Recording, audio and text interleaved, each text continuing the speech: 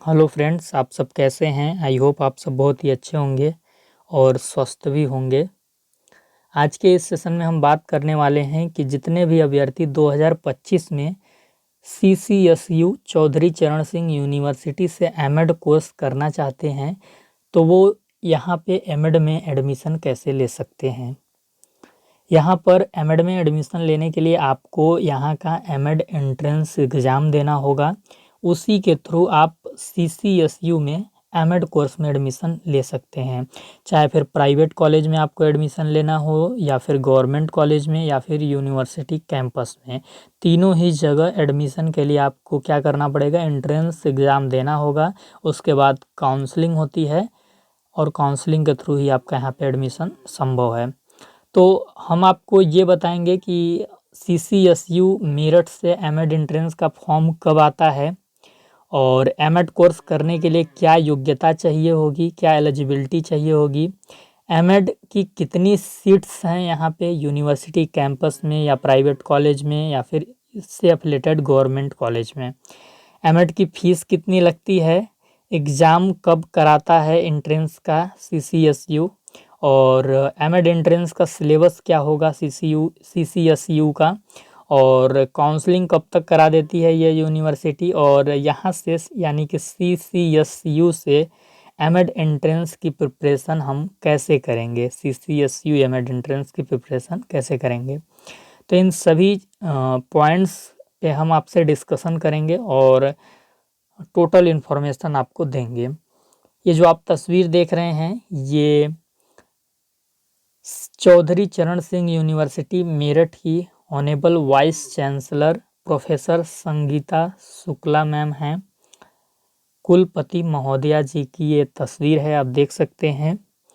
तो चलिए एक एक करके चीज़ों पे बात करते हैं। उससे पहले यदि आप चैनल पे नए होंगे तो चैनल को आपको क्या करना है, सब्सक्राइब कर लेना है। सब्सक्राइब इसलिए करना है ताकि जब भी चौधरी चरण सिंह यूनिवर्सिटी से एमएड एंट्रेंस का फॉर्म आए तो आपको पता चल सके, क्योंकि जब भी फॉर्म आता है तो हम वीडियो बनाकर ज़रूर बताते हैं। तो उसके लिए चैनल को आप सब्सक्राइब करे रखिएगा, तभी आपको पता चलेगा कि कब यहाँ से फॉर्म आया है। वीडियो के डिस्क्रिप्शन में आपको टेलीग्राम चैनल का लिंक मिलेगा, तो सारा अपडेट टेलीग्राम चैनल पे भी जाता है। एडमिशन वाउचर जो आएगा आपका 2025 का, वो आपको टेलीग्राम चैनल पे भेजा जाता है। साथ ही साथ प्रिपरेशन रिलेटेड काफ़ी PDF वगैरह सारी चीज़ें भेजी जाती हैं।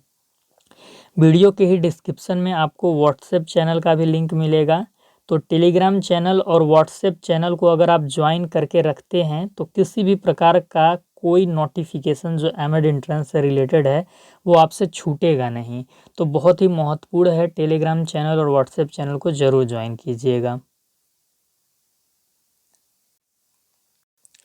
चलिए, अगर आप अपने से कोई जानकारी देखना चाहते हैं एमएड कोर्स से रिलेटेड तो यूनिवर्सिटी का ये ऑफिशियल वेबसाइट है ccsuniversity.ac.in।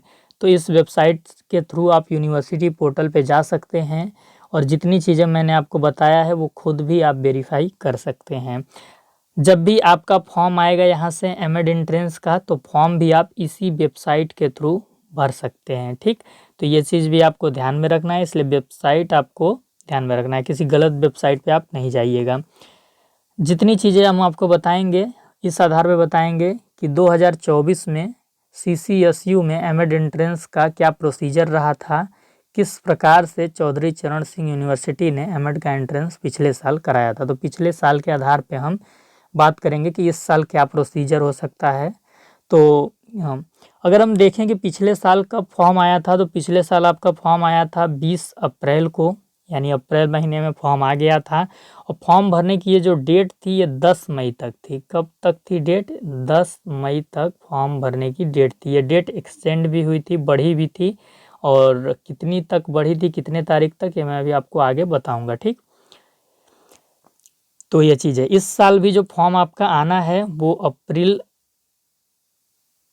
के मिड में आ सकता है, यानी मध्य में आ सकता है, अप्रैल मंथ के या फिर लास्ट अप्रैल तक आ सकता है। ठीक, तो आपको करना क्या है, आपको रेगुलर बेसिस पे यूनिवर्सिटी पोर्टल को विजिट करते रहना है, यानी यूनिवर्सिटी की जो वेबसाइट है रेगुलर बेसिस पे आपको क्या करना है, चेक करते रहना है।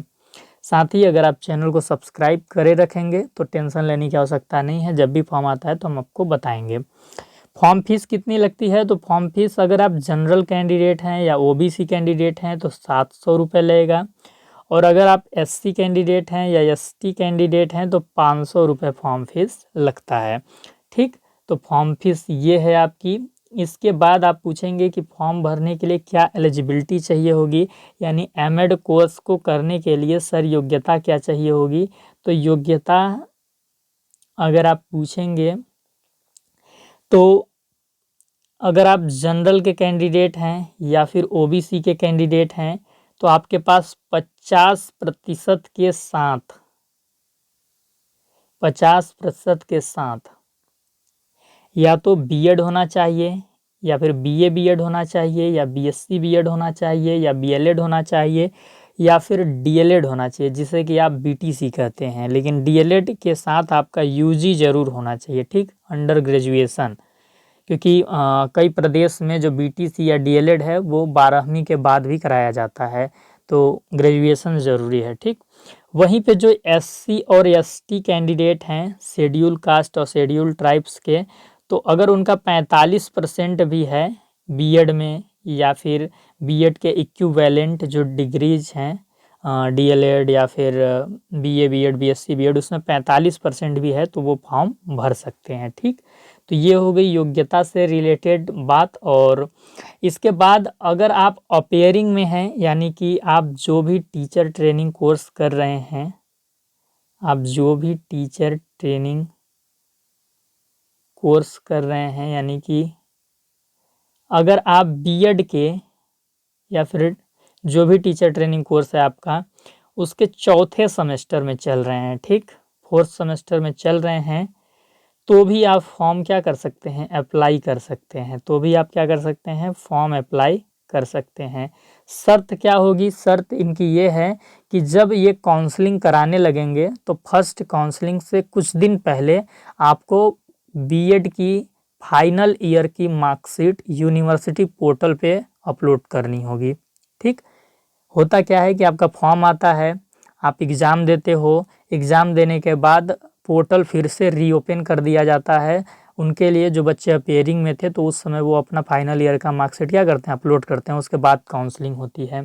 तो यही चीज़ यहाँ पे मैं आपको बताना चाहता हूँ कि अपेयरिंग में आप क्या कर सकते हैं, फॉर्म भर सकते हैं, लेकिन काउंसलिंग से पहले, फर्स्ट काउंसलिंग से पहले आप जो भी टीचर ट्रेनिंग कोर्स कर रहे थे उसकी फाइनल ईयर की मार्कशीट आपको क्या करनी होगी, यूनिवर्सिटी वेबसाइट पे अपलोड करनी होगी। ठीक, ये चीज़। इसके बाद हम पेपर पैटर्न देखेंगे कि यहाँ से अगर आप एमएड एंट्रेंस देते हैं तो क्या पेपर पैटर्न होगा।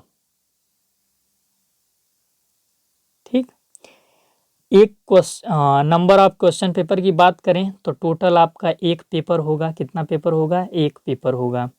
और कितने घंटे का होगा, तो 3 घंटे का ये पेपर होगा। ठीक, 3 आवर्स। और 3 घंटे के एक पेपर में कितने क्वेश्चन टोटल पूछे जाएंगे, 250 प्रश्न आपके पूछे जाएंगे। ठीक, ये 250 प्रश्न कैसे होंगे, तो बहुविकल्पीय प्रश्न होंगे, ऑब्जेक्टिव टाइप क्वेश्चंस होंगे, एमसीक्यू बेस्ड बहुविकल्पीय। ठीक, 4 ऑप्शन मिलेगा, उसमें से एक पे आपको क्या करना होगा, गोला लगाना होगा। तो उस प्रकार के क्वेश्चन मिलेंगे। और ये जो 250 क्वेश्चन है कहाँ से पूछे जाएंगे, तो मेंटल एबिलिटी मानसिक योग्यता से 100 क्वेश्चन होंगे। सब्जेक्ट कॉम्पिटेंस यानी बीएड से आपके 100 क्वेश्चन पूछे जाएंगे, जो बीएड में 2 साल के अंदर जितने भी पेपर आप पढ़ते हैं, psychology, philosophy, guidance, counselling, educational technology, assessment for learning, जिसमें कि इवोल्यूशन, मेजरमेंट, ये सब आप पढ़ते हैं, स्टैटिक्स पढ़ते हैं, तो वो जितने भी बीएड के अंदर आप 2 साल में पेपर पढ़ते हैं वो सारे पेपर से 100 क्वेश्चन पूछे जाएंगे। जो सीसीएसयू का बीएड का ऑफिशियल सिलेबस है उसी को इन 100 क्वेश्चन के लिए आपको पढ़ना है। उसके बाद लैंग्वेज एबिलिटी, भाषा योग्यता से 50 प्रश्न पूछे जाते हैं। इसमें ये आपका ऑप्शनल रहता है, या तो आप हिंदी ले सकते हैं या इंग्लिश। अगर फॉर्म भरते समय आपसे पूछा जाएगा कि कौन सा लैंग्वेज आप लेना चाहते हैं, ये 50 नंबर वाले में भाषा योग्यता में, तो आप उस समय चूज कर दीजिएगा। अदरवाइज अगर वहाँ पे ऑप्शन नहीं आता, जब आप पेपर देने जाएंगे तो अपने मन से जो आपको अटेम्प्ट करना होगा हिंदी या इंग्लिश तो कर लीजिएगा, ठीक। ये चीज़ है। पेपर मोड क्या होता है, तो पेपर आपका ऑफलाइन होता है, OMR बेस्ड आपका पेपर होता है। इसका PYQ मैंने पहले भी कराया हुआ है 2023 का कि कैसा पेपर आता है, उसका लिंक आपको वीडियो के डिस्क्रिप्शन में दे दिया जाएगा, तो आप एक बार चेकआउट कर लेना। और 2024 का PYQ अभी मैं थोड़े दिन में करा दूंगा, ठीक। तो आप टेंशन नहीं लीजिएगा, चैनल पे बने रहिएगा। यहाँ पे आपको टोटल तैयारी कराई जाएगी सब्जेक्ट कॉम्पिटेंस की, मेंटल एबिलिटी की, भाषा योग्यता की, ठीक। और वीडियो के डिस्क्रिप्शन को जब आप चेकआउट करेंगे तो आपको पिछले लिए हुए कई सेशंस भी मिलेंगे, ठीक। ये चीज़ है। इसमें एक चीज़ क्या महत्वपूर्ण है कि जब आपकी काउंसलिंग होने लगेगी तो काउंसलिंग में आप प्रतिभाग तभी कर सकते हैं, काउंसलिंग में पार्टिसिपेट तभी कर सकते हैं जब आपका एंट्रेंस में 45% आया रहेगा, ठीक। अगर 45% की हम बात करें तो कितना 115 नंबर के करीब आपका आना ज़रूरी है। अगर इससे कम नंबर आप लाते हैं तो आपको काउंसलिंग की जो प्रक्रिया होती है उसमें बैठने की अनुमति नहीं दी जाएगी। काउंसलिंग का रजिस्ट्रेशन आप नहीं कर पाएंगे और बाद में आपके एडमिशन में समस्या आ सकती है। तो एंट्रेंस में 115 नंबर लाना अनिवार्य रहता है, तो आपको पढ़ाई करनी होगी, ठीक। कि आपको प्राइवेट कॉलेज भी चाहिए तो भी थोड़ा अच्छे नंबर लाने होंगे, ढंग के नंबर। फॉर्म भरने की जो डेट थी वो 10 जून तक बढ़ा दी गई थी। शुरू में ये डेट आपकी 10 मई तक थी और बाद में ये डेट 10 जून तक फॉर्म भरने की डेट बढ़ा दी गई थी। तो 1 से 1.5 महीने का फॉर्म भरने के लिए टाइम मिलता है, तो किसी प्रकार कोई समस्या नहीं होती है। आपका पिछले साल एग्ज़ाम कब कराया गया था, तो आप यहाँ पे देख सकते हैं कि जो एमएड का एंट्रेंस लिया गया था वो 29 जून को लिया गया था और सेकेंड शिफ्ट में लिया गया था, 2 बजे से 5 बजे वाले समय में लिया गया था। आप पूछेंगे कि सर सेंटर कहाँ फंसता है इसके एग्ज़ाम का, तो जब आप एडमिट कार्ड डाउनलोड करेंगे तो उसमें सारा चीज़ दिया होता है, किस शिफ्ट में आपका एग्ज़ाम है, कहाँ पे सेंटर है, क्या सावधानी आपको बरतनी है, वो सारी चीज़। तो आप पूछेंगे कि एग्ज़ाम से कई दिन पहले एडमिट कार्ड डाउनलोड हो जाता है, तो एग्ज़ाम से आपके 10 दिन पहले, 8 दिन पहले या 5 दिन पहले एडमिट कार्ड डाउनलोड हो जाता है। यहाँ पे देखिए लिखा है कि विद्यार्थी अपनी लॉगिन आईडी से एमएड पाठ्यक्रम की प्रवेश परीक्षा के प्रवेश पत्र दिनांक 20/6/2024 को डाउनलोड कर सकते हैं विश्वविद्यालय की वेबसाइट से। तो यही 9 दिन पहले आपका एडमिट कार्ड क्या किया गया था, जारी कर दिया गया था इनके द्वारा। और आप एडमिट कार्ड कैसे डाउनलोड करते हैं, तो लिंक जनरेट की जाती है यूनिवर्सिटी पोर्टल पे, उसके थ्रू करना होता है अपनी आईडी लॉगिन करके, ठीक। ये चीज़ है।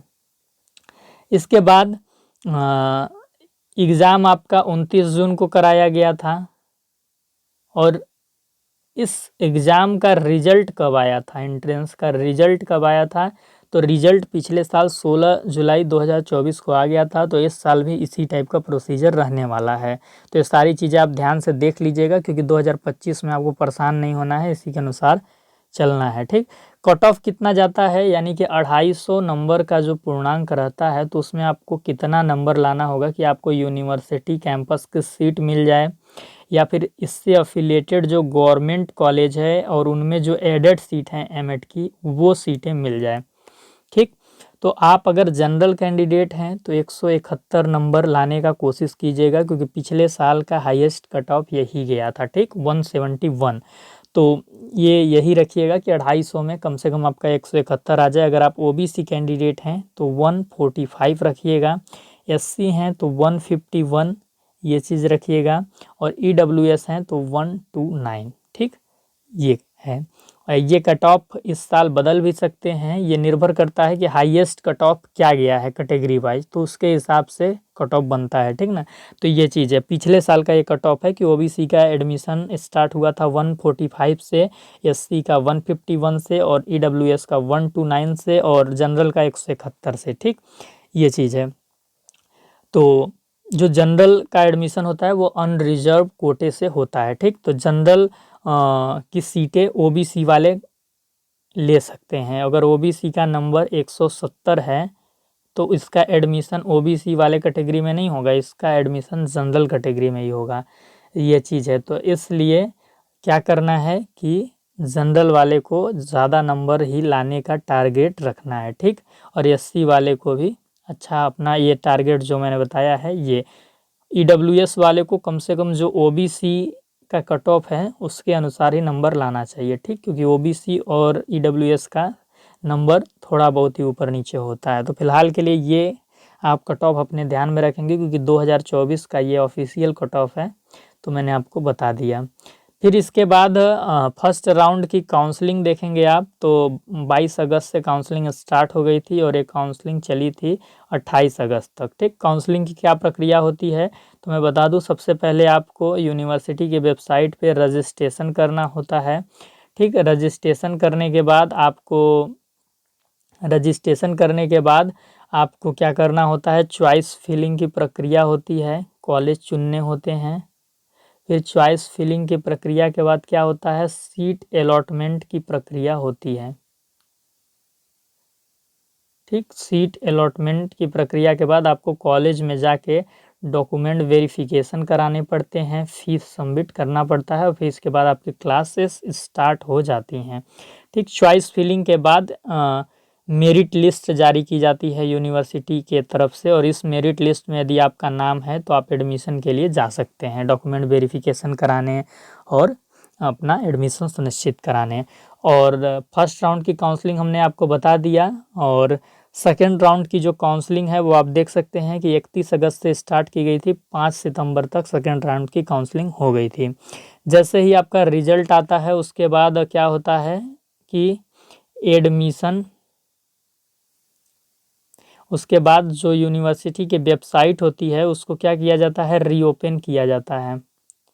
किस लिए रीओपन किया जाता है कि जो बच्चे अपेयरिंग में थे, तो अपेयरिंग वाले बच्चे क्या कर सकें, अपने फाइनल ईयर की मार्कशीट को उस पर अपलोड कर सकें, मार्कशीट को अपलोड कर सकें। तो इसके लिए भी मिलता है 1 हफ्ते का टाइम, या 2 दिन 4 दिन 5 दिन जितना भी मिलता है, उसके बाद ही काउंसलिंग कराई जाती है। तो अगर आपको यहाँ से सरकारी सीट चाहिए तो जनरल वाले को 171 नंबर, ओबीसी वाले को 145, एससी वाले को 151 और ईडब्ल्यूएस वाले को 129 का टारगेट लेके चलना है। ईडब्ल्यूएस वाले ओबीसी से अधिक ही लाने की कोशिश करेंगे, 150, ठीक। ये चीज़ पिछले साल कम पे हो गया था, लेकिन इस साल कम पे हो पाएगा कि नहीं इसकी गारंटी नहीं है। तो आप जितने भी कैंडिडेट हैं वो 180 का टारगेट लेके चलिएगा कि 180 लाना है, तब आपका एडमिशन क्या रहेगा, सिक्योर रहेगा, ठीक। आपको बहुत ज़्यादा माथापच्ची करने की ज़रूरत नहीं पड़ेगी। कितनी सीटें हैं यहाँ पर एमएड की, तो अगर आप यूनिवर्सिटी कैंपस की बात करेंगे तो 25 सीटें हैं, और इन 25 पे अनरिजर्व कोटे में 13 बच्चों का एडमिशन हो पाता है। अनरिजर्व कोटे में जनरल के ज़्यादातर कैंडिडेट आपको देखने को मिलेंगे, और उसके साथ साथ अगर कोई ओबीसी का लड़का, ओबीसी कैंडिडेट ने बहुत ज़्यादा नंबर ले आया है तो उसका एडमिशन भी क्या होगा, किसमें हो जाएगा, अनरिजर्व कोटे में ही हो जाएगा, जनरल वाले में ही हो जाएगा। लेकिन जनरल का एडमिशन ओबीसी कोटे में नहीं हो सकता है। ये ओबीसी की जो मैं 6 सीटें दिखा रहा हूँ ये रिजर्व होती हैं ओबीसी के लिए ही, ठीक। तो ये चीज़ है, तो ओबीसी वाले कैंडिडेट का 6 सीटों पे एडमिशन हो जाता है, एससी का 5 सीटों पे, ईडब्ल्यूएस का 2 सीटों पे एडमिशन हो पाता है। तो ये चीज़ है, सीटों का डिस्ट्रीब्यूशन इसी प्रकार से हो पाता है। ये रिजर्वेशन के हिसाब से होता है, ओबीसी का 27%, एससी का 21% और ईडब्ल्यूएस का 10%, एसटी का 2%। तो एसटी कैंडिडेट ज़्यादातर नहीं देखने को मिलते हैं, तो इसलिए उनकी जो सीटें हैं वो ओबीसी और एससी वालों को ही मिल जाती हैं। तो ये यूनिवर्सिटी कैंपस की हमने बात कर ली। यूनिवर्सिटी कैंपस में जो एमएड की फ़ीस है, तो एमएड की यहाँ पे जो फ़ीस है काफ़ी कम है, इसीलिए बहुत मारामारी होती है। अगर आप 1 ईयर का पूछेंगे तो 1 ईयर का फ़ीस कम ही लगता है, लेकिन आप 10,000 के अराउंड में मान सकते हैं। तो इस प्रकार से दोनों साल की जो फ़ीस है वो आप 20,000 के अराउंड में मान सकते हैं। ये फ़ीस थोड़ा ऊपर भी हो सकता है, थोड़ा नीचे भी हो सकता है, ठीक। तो अराउंड में आप लेके चलिएगा, बाकी फ़ीस काफ़ी कम लगता है। इसके बाद वीएमएलजी कॉलेज, जहाँ पे एडेड सीटें हैं एमएड की, यहाँ पे 25 सीटें हैं, लेकिन ये जो कॉलेज है खाली ओनली गर्ल्स के लिए है। किसके लिए, गर्ल्स के लिए, लड़कियों के लिए। उसके बाद एनएएस कॉलेज है जो एडेड कॉलेज है, जहाँ पे 20 सीट है एमएड की, और मेरठ कॉलेज मेरठ है जहाँ पे 25 सीट हैं एमएड की। तो इस प्रकार से यहाँ पे टोटल 100 सीट के अराउंड में सरकारी सीटें हैं। तो अगर आप यहाँ से तैयारी करते हैं तो आपको क्या होगा कि एक सरकारी सीट मिलनी तय है, एक सरकारी सीट मिलनी तय है।